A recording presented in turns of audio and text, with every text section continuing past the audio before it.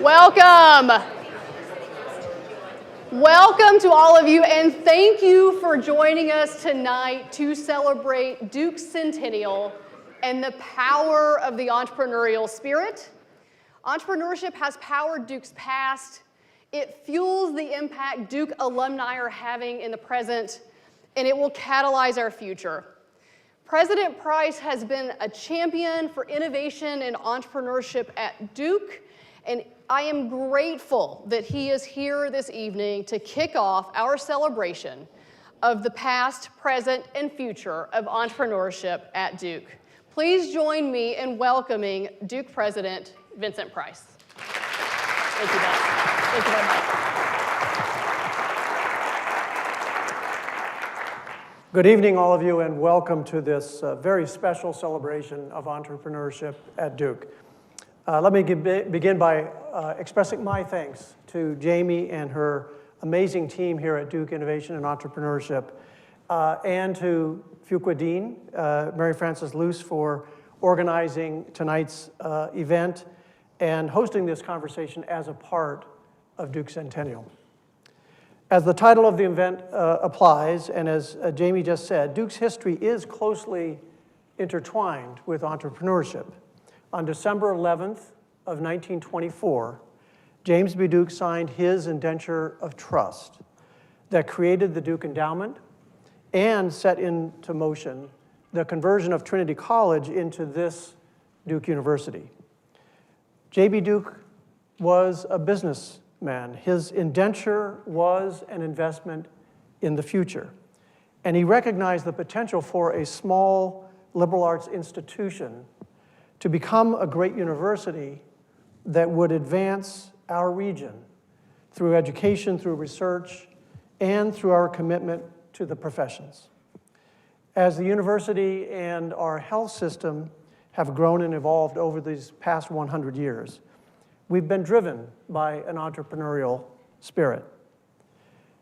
And it's a spirit that infuses the whole enterprise, making us more innovative, more energetic, willing to take smart risks that support our core missions. In that time, those 100 years, our community of students, faculty, and alumni have powered innovations that solve problems, save lives, and, to use Mr. Duke's words, enhance human happiness. As we look ahead to the tremendous promise of our second century, we're investing more than ever before in our community of people whose innovations will make a positive difference in the world. Our faculty are advancing interdisciplinary scholarship and creative solutions to address complex challenges related to climate, healthcare, education, and more. And they're drawing on the power of quantum computing and artificial intelligence and other technologies that multiply their impact. Over the past 5 years, Duke faculty have successfully launched 65 startups that have raised more than $2.4 billion in capital. And more than half of those companies have stayed right here in North Carolina. And that ensures that Duke Innovations will continue to foster economic development in our state and beyond. We're also, through this program, cultivating students who will be the next generation of resilient problem solvers by pioneering new forms of teaching and experiential learning that lean into problem solving and leverage diverse teams of talent. Current Duke students have founded innovative ventures that are addressing needs, including improving efficiency and accountability in the construction sector, using conversational AI to accelerate clinical trial recruitment, and empowering community colleges and workforce development organizations to better support their job seekers. You'll get a chance to hear from some of our exemplary student entrepreneurs this evening.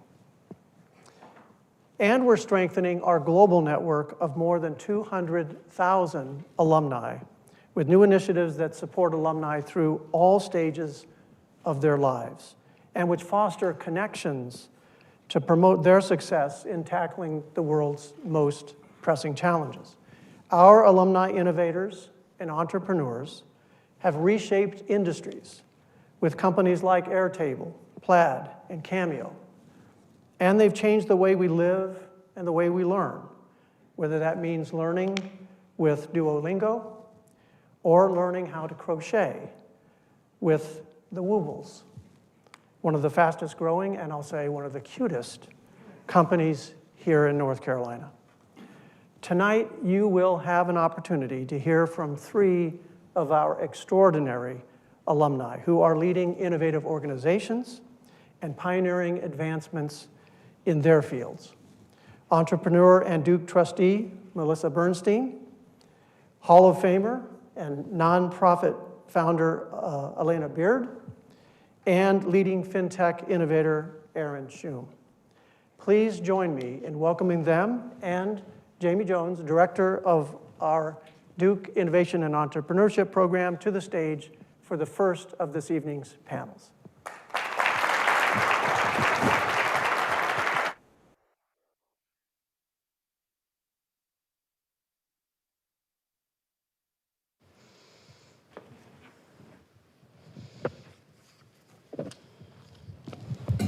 I'll give you that one.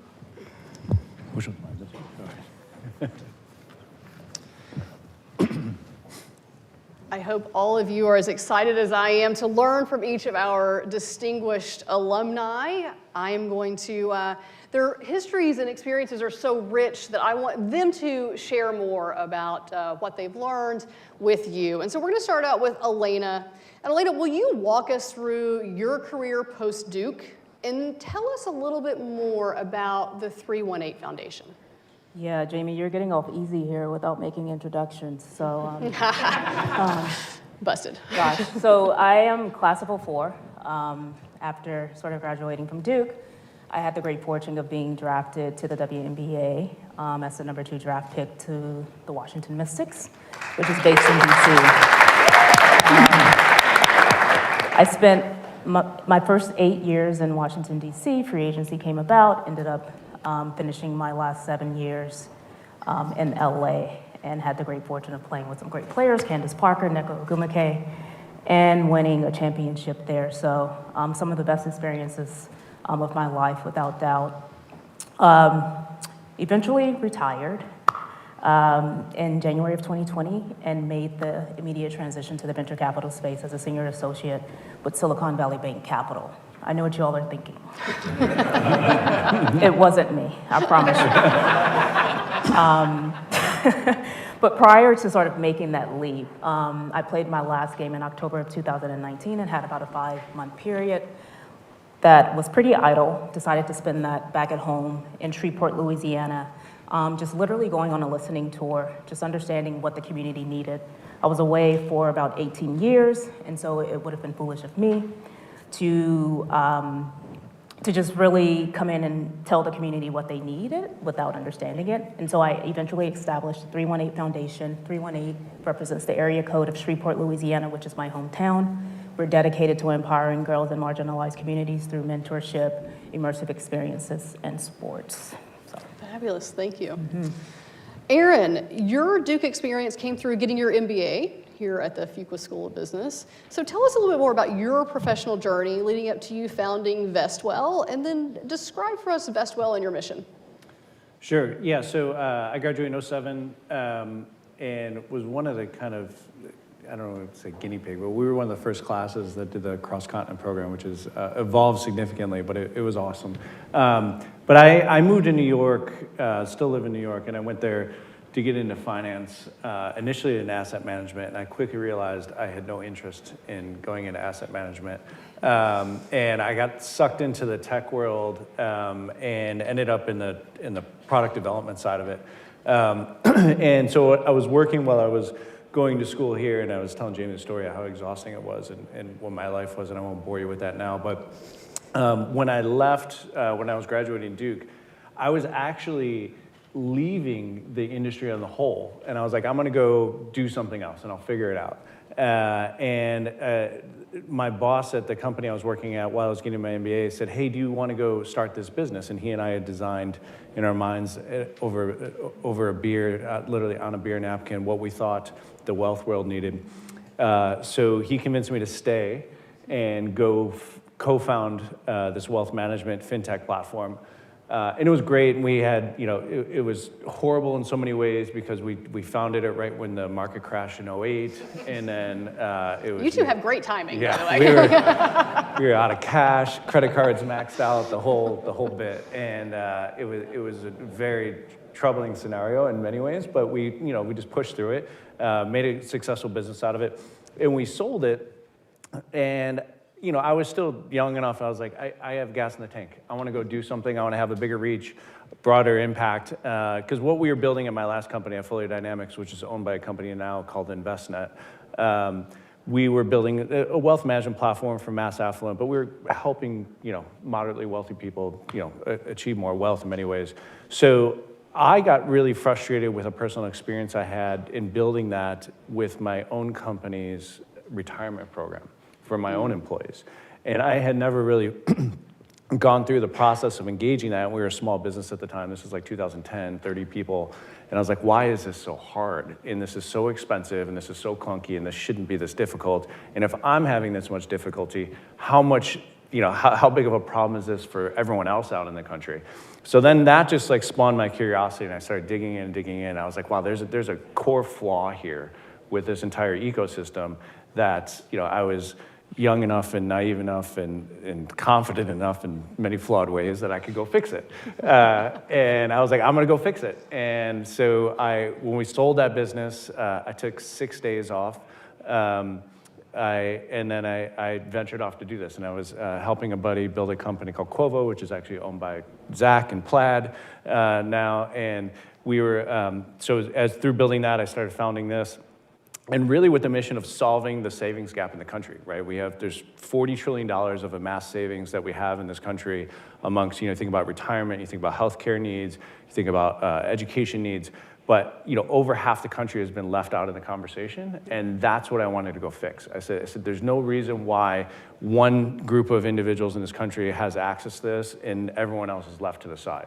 And in my mind, and the way we thought about it came down to technology. I said, I can kind of fix this from the inside out.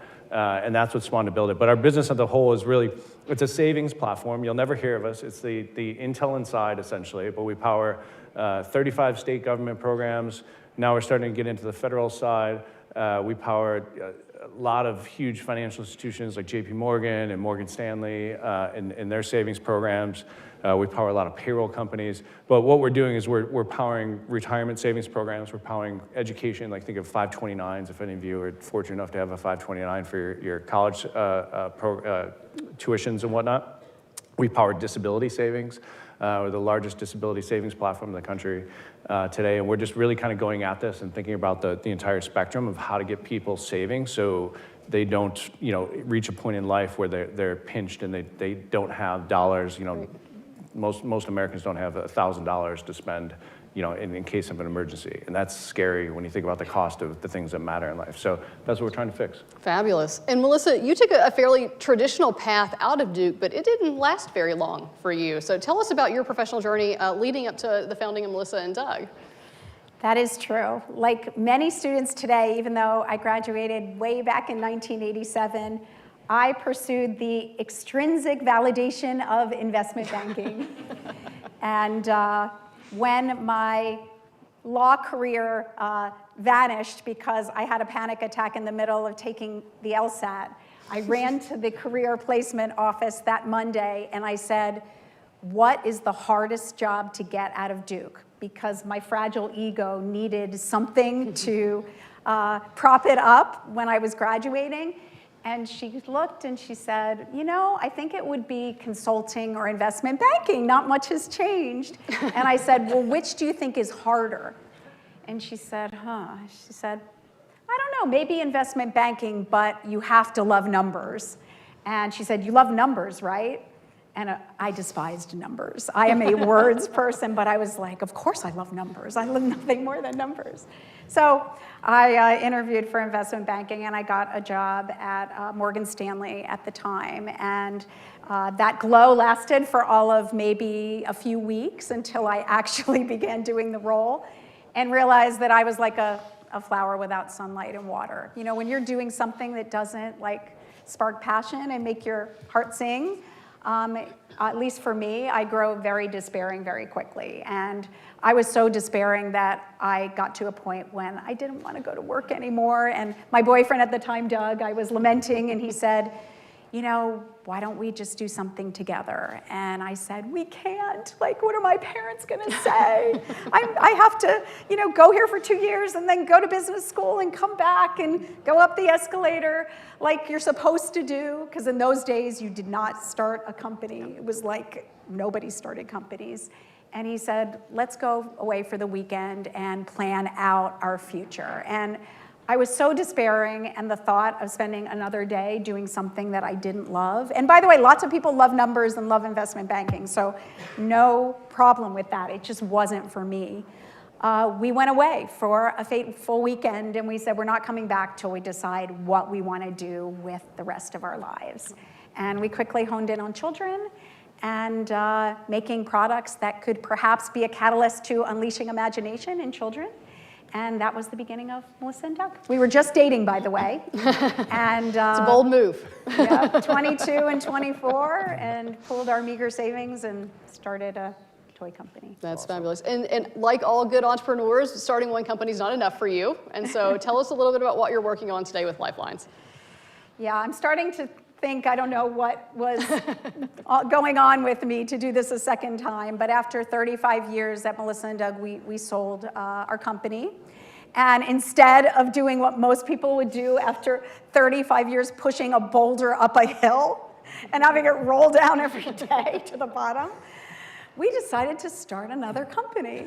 And by the way, 35 years later, pushing the boulder is bigger and the hill is steeper. And every day we're like, why are we doing this? But we are doing it again in a completely different space, in a completely different time in history. And we now have a well-being company called Lifelines, and we are making sensory immersion products for people to interrupt their stress response and activate a state of calm and joy. Thank you all. Absolutely incredible, right? All three of our panelists.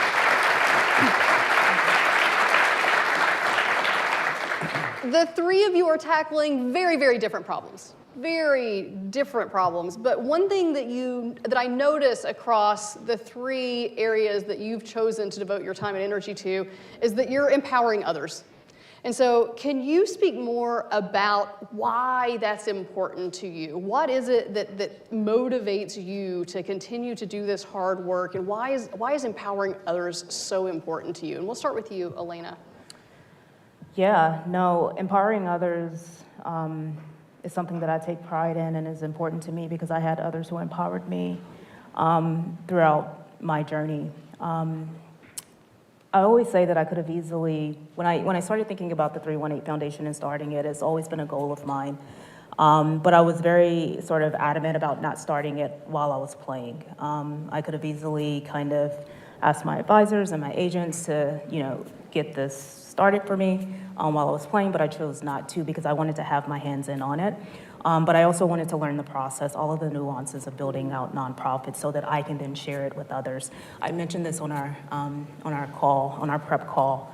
The whole goal behind starting sort of the 318 Foundation is to be a representative to those within my communities. I come from Shreveport, Louisiana. Both of my parents only have sort of a high school education. And so I needed individuals along my journey to sort of pour into me, just as my parents did, right? Not taking anything from them or minimizing what they've done because they've instilled a certain work ethic in me. But I've always just understood the importance of having mentors. And so the 318 Foundation is simply that. I'm figuring out ways to leverage sort of the community and the network that I've built over the course of my 20 years and pouring it back into the community. So it's important, mentors are important, relationships are important, and it's important for young girls to see individuals like me that's representative of them. One thing that sticks out to me, when I first started the 318 Foundation, I was meeting with some of the young women that we work with, and one of the questions they asked me, why do you think that you can resonate with me? And that kind of like blew me away, because it was like, what you don't see is the process that and the journey that I've gone through to get to this point. But I resonate with you because I am you, right? I have similar lived experiences as you, but I leverage sports as a vehicle to get me to that next step along my journey. And I want nothing more than to instill that into others. That's absolutely incredible. Thank you for sharing. Melissa, what about you when it comes to empowering of others and how you, particularly at Lifelines now? Yeah, I've spent my life in a rabid search for meaning and feeling like there's a reason that I'm here. And you know, after a long study of logotherapy, which is healing through meaning, which helped me so much, I realized that meaning comes from taking something in you and implanting it in someone else and really letting it flourish in them. And by doing that, you complete the circle of meaning. And I think your hard-fought journeys only become meaningful when you're able to share them with others and have them help others on their journeys. So for me, there's nothing more powerful than using my experience to help uplift to others. And you know, people say, you look so joyful when you do it, and it's just truly the glow I feel in helping others, especially students, because I know if I can say something little or do something that changes the way they think and helps them maybe walk their path a little differently, there's no greater gift. And if you've spent any time with Melissa, you know that the joy she brings into the room is quite contagious. And so for that, we're all grateful. Aaron, tell us more about, again, you made a very big pivot to focus specifically on empowerment. And tell us more about that and why it's so critical for you. There's a lot of layers to it, but I think at the macro level, you see how outside of your family, personal assets, dollars are probably one of the most, second most important thing, arguably, right, to function through life in today's world. And I looked at it and said, well, there's no reason why people shouldn't have access to this. There's a lot of financial strain. There's a lot of burden that we all have. I did not come from money. I came from a lower working class family on the south side of Chicago. And my family struggled with money in a lot of ways, but I looked at it and said, there's better ways to do this, and we can empower others to do this. I think you can never force the hand, right? You can never say, this is what you're going to do. But I always think about things, and I thought about this when I was a product developer for many years.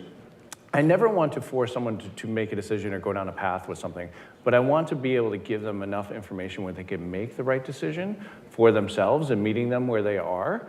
And allow them to feel really confident and comfortable in that. And a lot of people stay out of their financial savings and whatnot because they're intimidated by it, they're confused by it, they get overwhelmed, or they just don't have the time. So I said, let's just remove those barriers and give people the empowerment to take a path, whatever's right for them, and help guide them down that path in the process. And that's what we've done. And ultimately, where I hope it ends is we want to fill that kind of economic crack that we have in people's daily lives of not being funded for those things that matter most.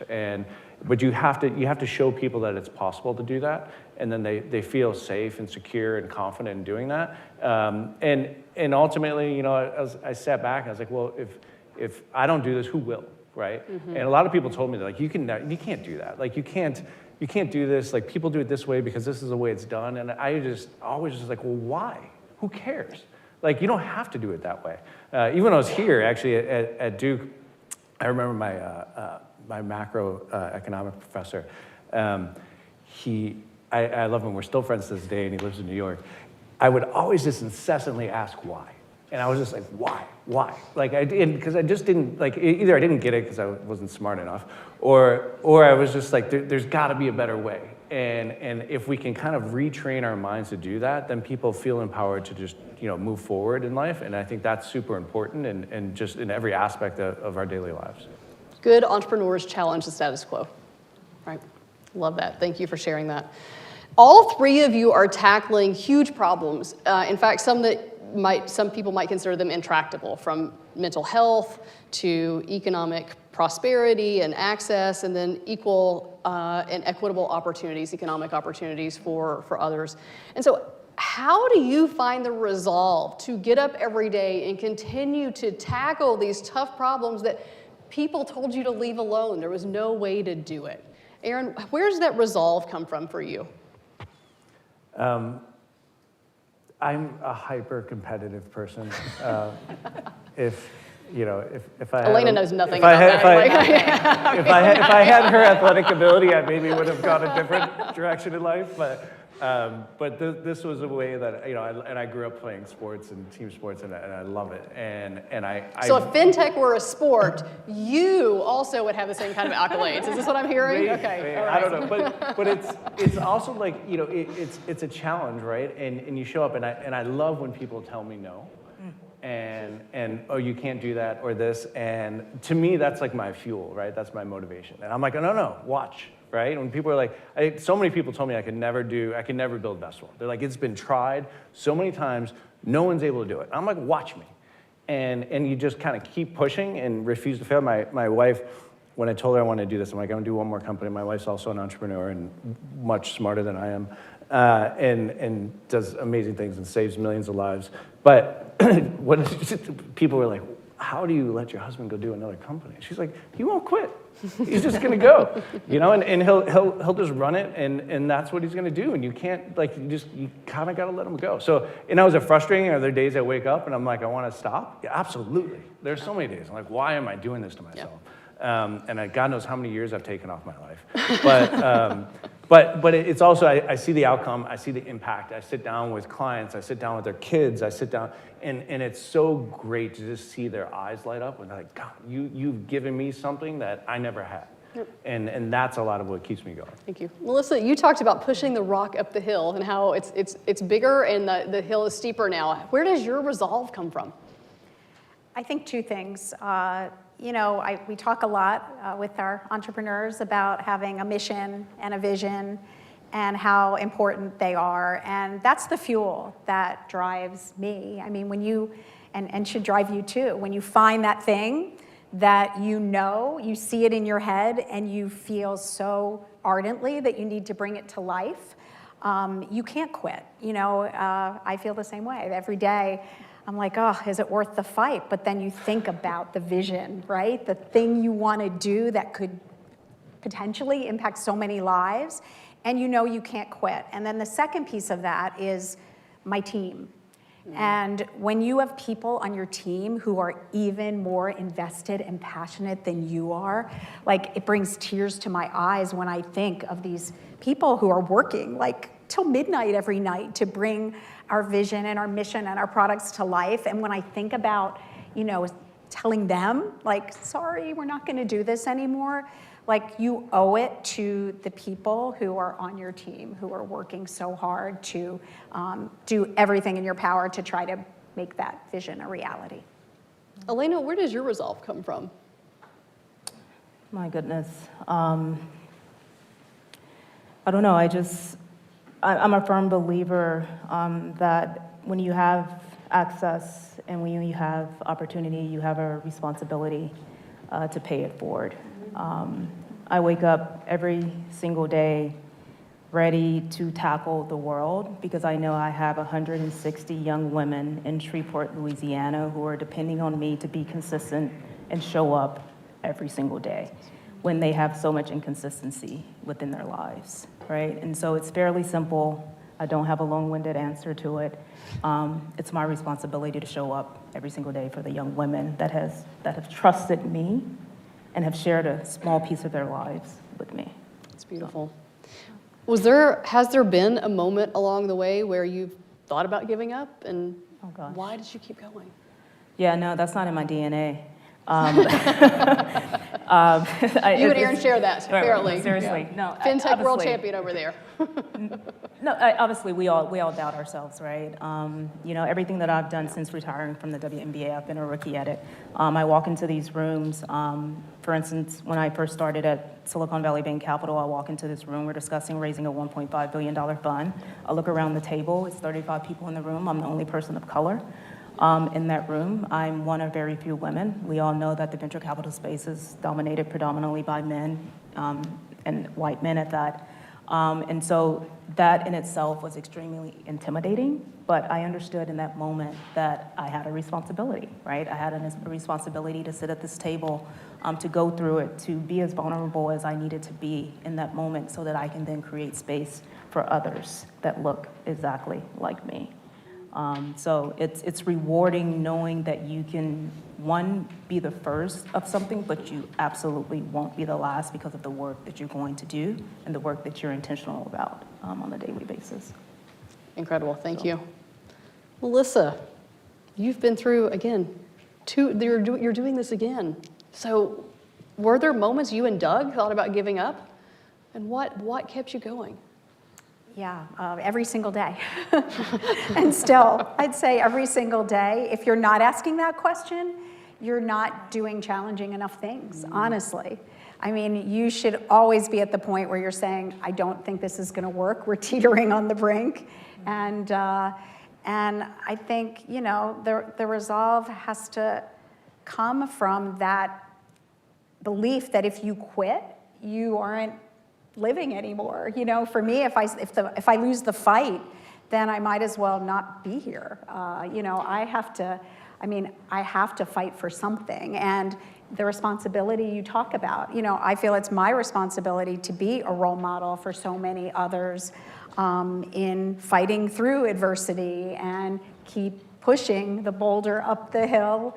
And you find, you know, every challenge you overcome is one less challenge you know how to overcome. And we found that, you know, every challenge seemed unsurmountable until we got over the hurdle, and then we were past that hurdle, and it was the new challenge. So I think we've learned that the challenges don't stop, they just are different and new, and you just keep surmounting the next one right in front of you. So when you're doing something new and you're pushing the boundaries of what's been done before and perhaps even of boundaries of knowledge when you're bringing a new technology from the lab to the market, failure is inevitable. We all fail at some point. When you're an entrepreneur, you're failing on a regular basis, at a regular cadence.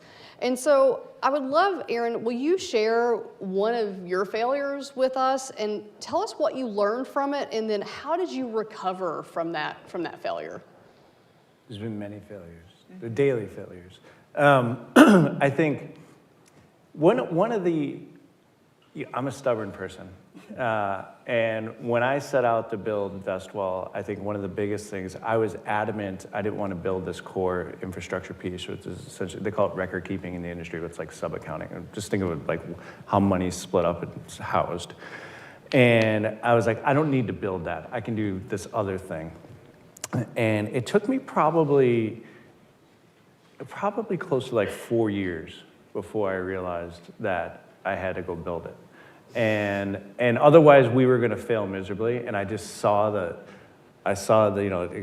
wheels starting to come off. And I was like, this is going to break this company if we don't do this. And then I had to go raise capital to do that because it was millions and millions of dollars to go build this thing. And I didn't know exactly what to build, but I knew we'd figure it out. And it was scary because you're like, I got to go do this. I got to convince people to give me a ton of money to go do this. I'm not 100% sure exactly what it's going to be, but I know what the end state's going to be. And that was hard. And we were raising, this is during COVID, right? And we were raising money, and everyone, this is when crypto craze and all this other crap was, people were throwing money at anything, but they were not throwing money at us. And and they were just like, this is way too complicated. They're like, we don't even know what you're doing. So how are we going to entrust you with dollars to go do that? And that was so hard. And then we finally convinced some people to do it. And it was a lot of it, it's just like, you just have to trust us and we're gonna nail it. And we nailed it. We absolutely nailed it. We built it, we re-platformed, we did it a month early, we did it under budget, it took us 2 years to This do is it. an incredible failure story, really. I'm shocked but by we- the amount of failure you're but sharing with us we- right now. We failed for 4 years in trying to build this thing, and not building it, right? And not acknowledging it, and just saying, hey, that we're okay with this. And then it wasn't good enough, and we would have gone out of business had we just stayed that course. And was there an inflection point, or was it the building and the building and the building? Was there an inflection point when you realized we have to do something differently? Yeah, I mean, there were things that were happening where I was like, this is going to end in lawsuits, essentially, because they're going to point the finger at us, but it's not us, it's this, and so we're just like, we just have to own it. And that was kind of the inflection point where like the cracks, you just saw them widening, and we're like, this is going to break. And it was hard. And we did a lot of things wrong. We did contracts wrong. We did, so all these things you just learn every day, right? And you hope the mistakes you make are not enough to sink a company, and you just have to be aware enough of when it gets to that point. We're like, okay, we got to change course. We can't just keep running into the wall. Thank you. Melissa, you've shared some incredible instances of failure stories and the resilience through those, and how some things come back around and succeed later.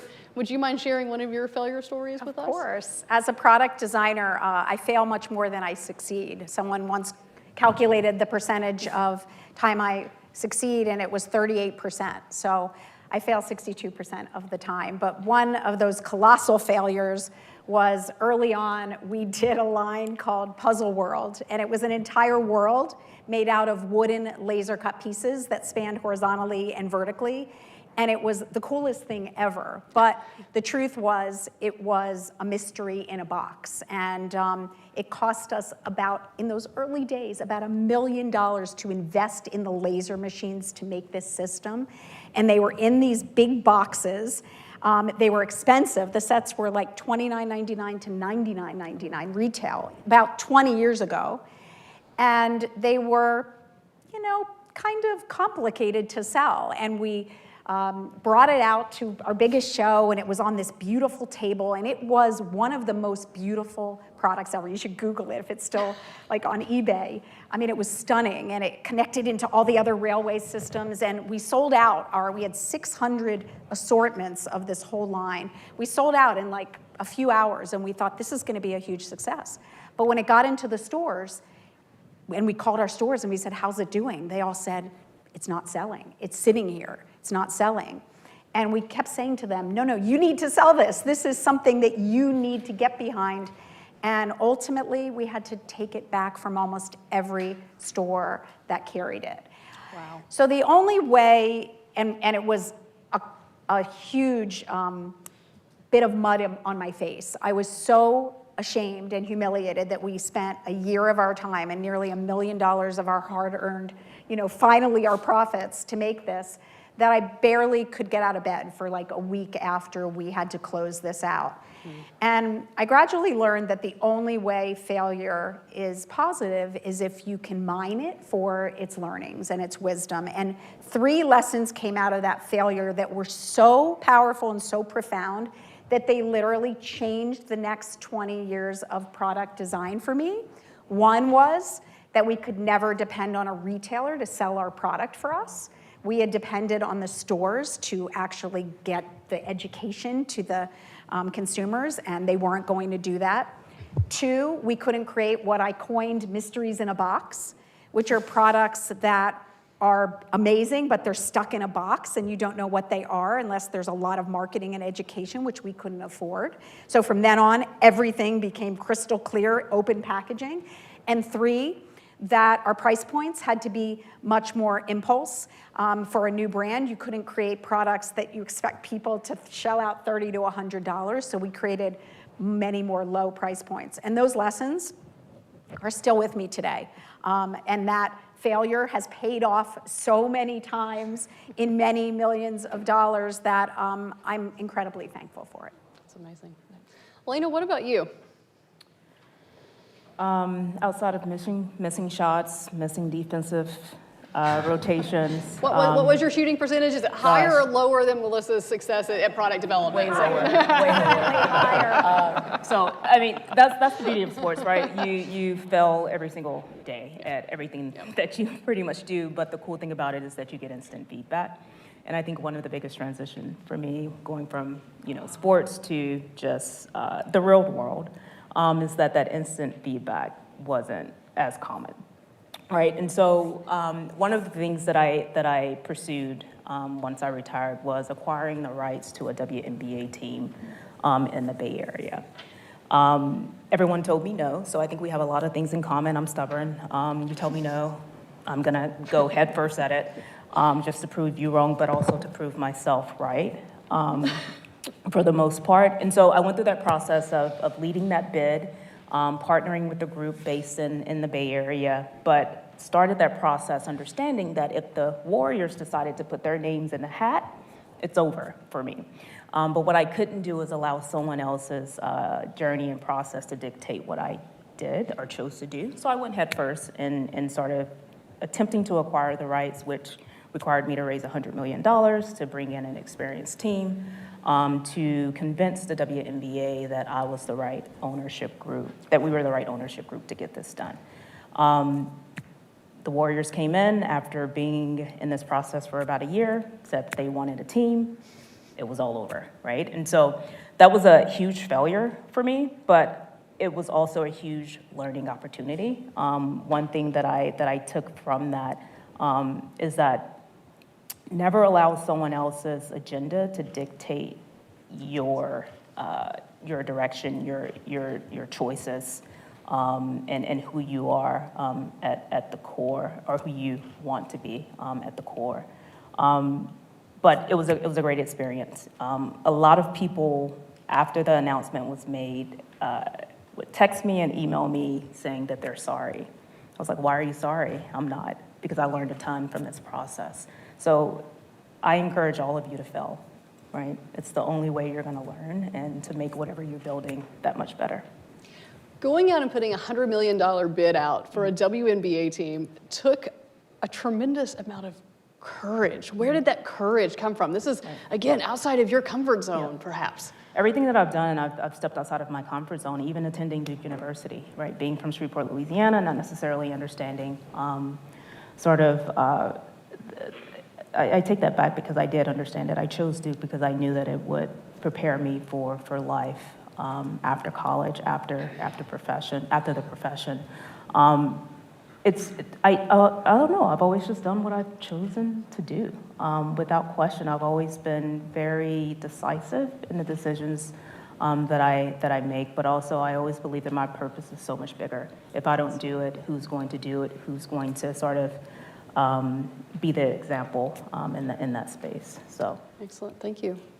So entrepreneurs, I'm gonna ask one more question and I'm gonna open the floor to all of you for questions, so be thinking about that now. We are gonna ask you to step to the microphone, so just know that you'll have to step to the microphone because we're live streaming this to other members of our community. So as you think about your question, I would love to hear from you on the panel here about entrepreneurship can be a very lonely journey, and mentorship is a way to help fulfill and combat some of that loneliness, but also help you provide direction and insight and really reflect back on yourself. And so I would love to hear about how you've sought out mentorship throughout your entrepreneurial journey, and how that has contributed to your own exploration and growth. And Melissa, I know this is an area that you are incredibly passionate about because as much as she's doing, the amount of time she spends mentoring others continues to astound me. So share more about how you've leveraged mentorship, not just served as a mentor. Well, the truth is, the reason I do mentor is because we really didn't have mentors building our business, and the ones we do have, we did have, gave us some very faulty advice and weren't really well qualified to give us the advice we needed. So I think I'm very, very passionate about giving back to others and giving them, I'd say, advice that comes from not an ego place, that comes from a really caring place. But in terms of support along the way, I will say that the entrepreneurial road is so lonely. And it's essential to have both cognitive support for your ideas and emotional support for your heart. And I will say, if I didn't have Doug, if we weren't together as a partnership for both our businesses, there isn't a chance either of us would have made it alone. So I always say that you have to build your team as an entrepreneur, whether it doesn't have to be an equity owner, but your team of support, whether it's family or friends or mentors. It's critical to have that support because you're going to be facing so many challenges and days that seem hard. And if you don't have anyone to share it with, it can, I think it can really weigh on you heavily. Thank you. Aaron, when have you sought mentorship and who did you look to and what's been the value? So interestingly, I never really had any mentors. I had people that I admired and respected. I never knew them because I could never get close enough to them, but from afar. But I think what I did throughout my career is I found people who had talents and ideas and perspectives that were very different than mine, and I tend to go to them more, right? And for various things. I don't have one person that I'm going to talk to you about everything, right? Other than my wife, right? And my CFO, actually, I talk to him about everything too. but we have a lot of, I have people that I just lean on for certain things. I have a couple investors I'm very close with that I stay super close with and engage with. People that have done that have kind of lived through trials and tribulations and just kind of expanding that network of people that I can just drop a line to. Hey, I'm struggling to think through X. I know you had something that was somewhat related. How did you think through that? So that's generally how. So I wouldn't call it a pure mentorship, but a network of minds that I can lean on for various perspectives. That's great. Thank you. Yeah. And Alana? Yeah, no, I would agree. I don't know. I'm really intentional about who I connect with and build relationships with. I think mentorship comes in many, many forms. It's not just people who's sort of been through the process and has become successful. I would consider a young woman that I work with every single day who's in high school as a mentor, right? I pull and I take from everyone, so it's what you make it to be. I'm extremely adamant about building the relationship, a genuine relationship and not a transactional relationship. I think that was the hardest transition for me, coming from sports and jumping straight into the world of VC, trying to decipher which relationships were transactional versus genuine. And that was really, really hard for me. And so I would encourage all of you to approach relationships not with an outcome in mind, but with the goal of learning as much as you can about that individual, and then it will organically become what it should become. I have some really cool people that I lean on, and they're Duke alum, right? I can go down the list and drop names, but I won't do that. But they're phenomenal people, and I have yet to ask anything of them other than their time. And so I just think that that's extremely important to know and to keep in mind. Thank you. So now is your chance to engage with this incredibly distinguished audience. So if you have a question, then I need you to figure out how you're going to extricate yourself from the center of the aisle and come up to the microphone that is positioned right here in the middle of the room. Thank you. And we'll take the first question there, please. Hey everyone, my name is James. I'm an undergrad here. Thank you for your time. Thank you for being here. One of the things I've noticed as a common theme is that you all won't take no for an answer. My question for you then is, when do you know if you're knocking on the wrong door? When do you have to take no as the answer? Tough question, I know. I know, so who wants to start on that? I'm not going to elaborate on my answer, but I'm a firm believer in trusting your gut. Yeah. You've done enough of the work to know what's right, what's wrong, what feels good, what doesn't feel good. Obviously, you gather the information to make informed decisions, but at the end of the day, if your intuition is telling you no, you should very well trust it. Melissa? I would say, you have a vision as a creator, as an entrepreneur, you have a vision in your head, right? That you bring to life. Once you bring it to life, you share it with the world. They give you their feedback. You make those iterations, those changes, and you bring it back out to the world. And if the world then says, like, nah, not quite something we really want, for me, that's when I start to say, you know what, maybe my gut is off on this one, and I need to put this one out to pasture. But what I've learned is a no is it's not as black or white as a yes or a no.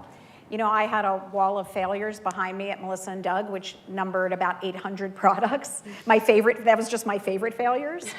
And many of the things I put on that wall in one decade, a decade later, I brought back, and they were bestsellers. So I believe that it's a sliding scale. And everything, even the failures, get thrown back in your pot of ingredients, and they get mixed back into all your life experiences, and they help create new ideas and new iterations of ideas later down the road. Yeah, I would just add quickly, I think one thing that's key, you get a million no's, especially if you're raising capital, right? You only need one yes.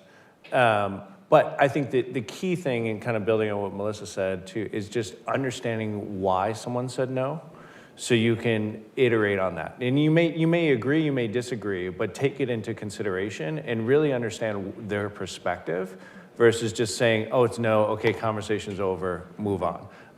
Because you're going to learn a lot, because you're not going to know everything. Like, no one's going to understand your business as well as you do, obviously, but you're not going to know every permutation of it, and you're going to have to deal with a lot of perspectives, and really taking those to heart and kind of losing your ego and saying, okay, let me learn from this is important.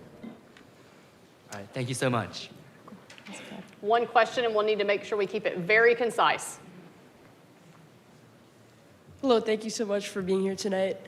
How have you approached the most difficult decisions you've made, whether they're personal or business? Oh, who wants to jump on that one?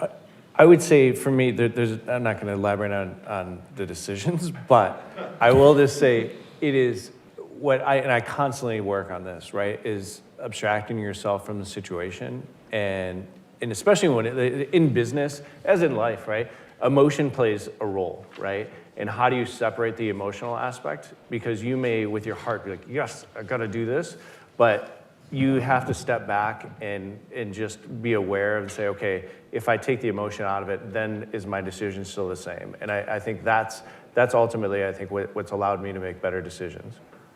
Does anyone else want to jump in on that? And we will go ahead and have, this will be the final question. But either of you want to add anything to Aaron's comment? Please. Aaron, you mentioned that you sell to big government institutions, big financial institutions. I was wondering if you could share some non-obvious things that go on behind the scenes in trying to sell to such huge organizations, and yeah, just how to get in there if you, as a young startup. I think it's better to do it now than it was, 15, 20 years ago when I was building my first business. People are much more willing to have conversations and engage. I think a lot of it is just determination, navigating the political aspect of it, be it on the government side or within institutions, is super important, and being able to tether across various relationships. And you got to just be a glutton for punishment, because it takes a long, long time, and you're going to get crushed at the finish line so many times, but you just got to kind of keep pushing through it. So we heard from our panelists tonight, never allow someone else's agenda to dictate your agenda. Thank you, Alina. And we heard from Melissa that when you fail, pause to reflect on why, and then embed those learnings. Aaron said, bring others into your circle who have a diverse perspective from yours. Elena mentioned you can learn from everyone, and I loved your example. But the comment I want to end on tonight was by Melissa, who said, do something that brings you joy. And so that is my hope for all of you. And at this point, we're going to transition to the second part of our program where we have talked to the alums who are currently having an impact in the present, and we are going to transition to the future of entrepreneurship at Duke. And so give us just a moment as we move to the next part of our programming.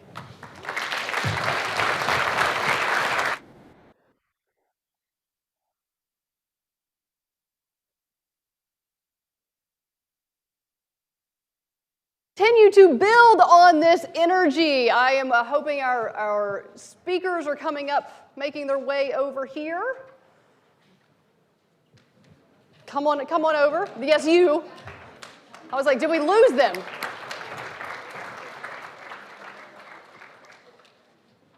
And so the young innovators that you are getting ready to hear from have been bold enough to take a path that is different than most of their peers.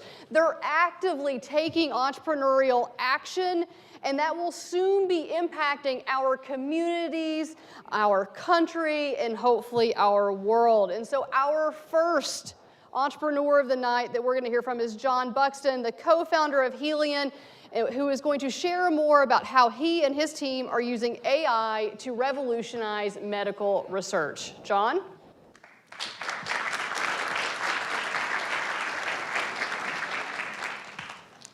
Hello, everyone. My name is John Buxton, and I'm thrilled to introduce you to Helion, a game-changing AI-powered research tool for the life sciences community. Imagine trying to find a single needle in a haystack. Not just any needle, but one that can save lives, speed up a drug's path to market, or transform the way that patients are treated. Now imagine that haystack as a mountain of research, hundreds of articles, each dozens of pages long. For life science professionals, finding a direct answer to a complicated question shouldn't feel like finding a needle in an endless haystack of papers. Helion changes this. No more endless sifting, no more relying on guesswork, just direct answers to important questions from sources you can trust. We've built an AI-powered research tool that works for your entire team. Just ask any question, no matter how complicated, and Helion will pull responses directly from relevant, peer-reviewed sources. All answers are backed up by specific quotes that users can verify instantly. Plus, we built Helion for your entire team. Its translation tools ensure that an MBA can understand molecular-level insights just as well as a PhD. And with built-in alerts, we ensure that your entire team stays up to date on the latest studies and breakthroughs. Helion is already making waves. Our clients, from biopharmaceutical hedge funds to biotech consultants and doctors, are already dramatically cutting down on research time while finding newer, higher quality insights. What used to take days can now take place in minutes for them. Imagine spending weeks building out a report to now being able to get it done in an afternoon.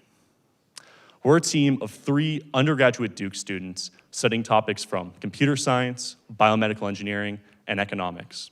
Thanks to the Duke Innovation and Entrepreneurship Department, along with mentorship from the Melissa Doug Accelerator, we're growing fast and bringing Helion to new users every day. We're driven, passionate, and ready to take Helion to the next level, all with the Duke community putting the wind in our sails. Thank you for listening to us talk today. We're currently seeking angel investors for our next levels of involvement as we're ready to take Helion to the next level. And we're also seeking customer intros for anyone that we've mentioned. If you meet these descriptions or know someone who does, we'd love to meet in the ending reception. Thank you. Woo-woo.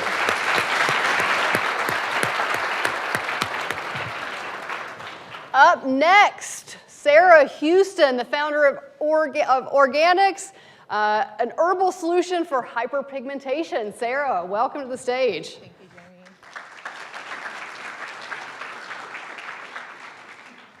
Good evening, everyone. My name is Sarah, and I'm the founder and formulator of Organics. I graduated from Duke in 2024 as a psychology and music double major with the Innovation and Entrepreneurship certificate. Growing up as the dark-skinned girl, I never really considered myself to be beautiful or felt seen in the beauty industry. I never saw models who looked like me, and I struggled with finding products that were gentle and effective on my sensitive, melanated skin. I was irritated with the industry, both physically and mentally, but I knew that I wasn't alone. The more melanin one has, the more prone their skin is to hyperpigmentation, or dark spots, after a breakout. However, the skincare industry is still actively ignoring the needs of melanin-rich consumers, creating a $2.6 billion size gap in the market. And this gap starts at the top. 80% of dermatological clinical trial patients are white, and Black consumers are 3 times more likely to feel dissatisfied with their skincare. But it's not just Black consumers. 63% of all women of color in the US feel ignored and unseen by the industry. I created Organics for these underserved consumers. We create plant-powered skincare for an irritation-free glow because our skin is worth more than gold. The name Organics comes from this belief, combining AU, the atomic element for gold, with organic because we use 100% plant-powered ingredients. Our aloe vera-based Alpha Glow Serum gently fades dark spots for an irritation-free glow. Our proprietary formula features the plant-powered Glowy Trinity, 3 ingredients that are more targeted for hyperpigmentation and more gentle for sensitive skin.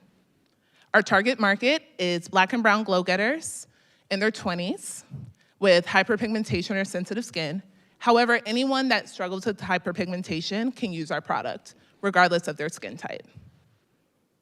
I graduated from Duke in 2020, and 2024. I started Organics before Duke in 2020 as a quarantine passion project, and I was creating bath and body care.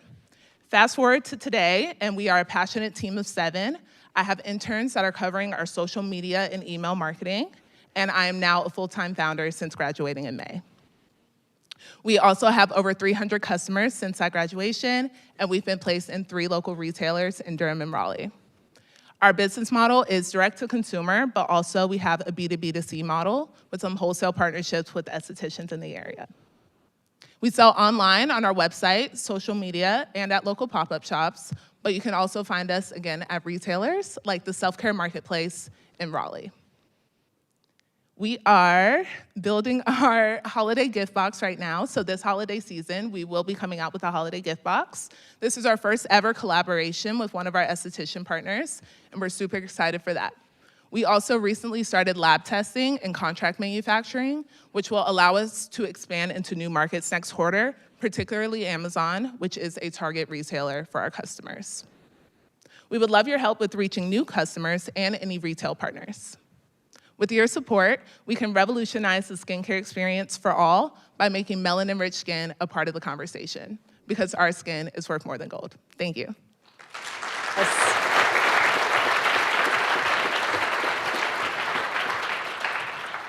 And bringing us home tonight is Ben Newbert, who's going to talk about his medical devices addressing one of the dirtiest jobs in nursing. Ben.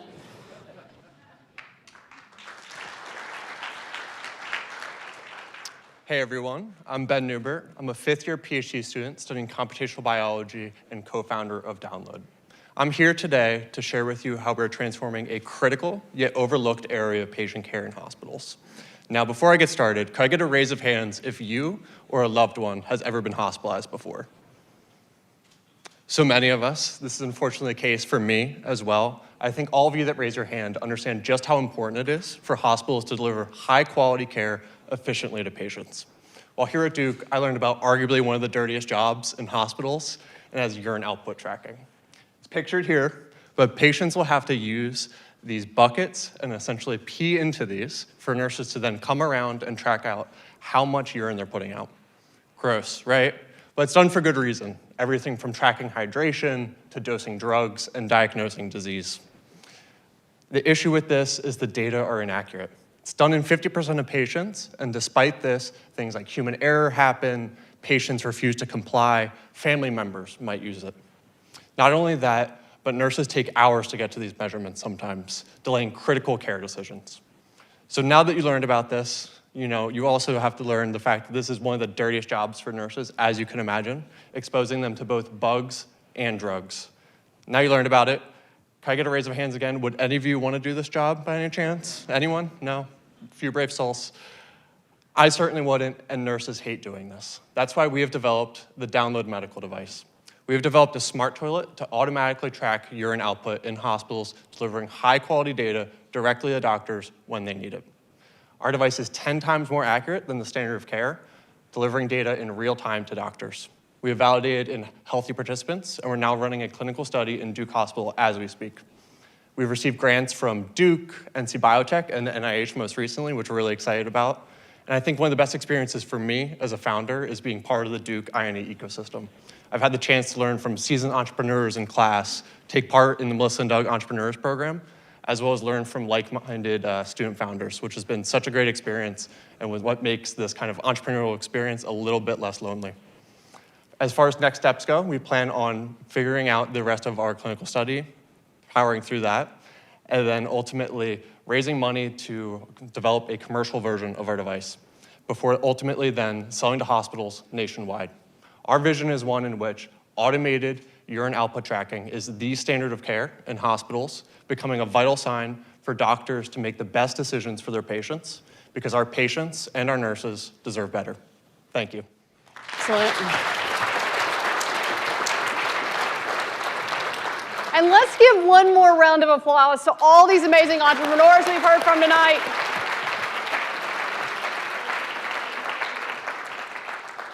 So now it is your turn to become active participants. I hope you will continue to engage with us on one of our social channels, but digital is only so much fun, so go be social in real life.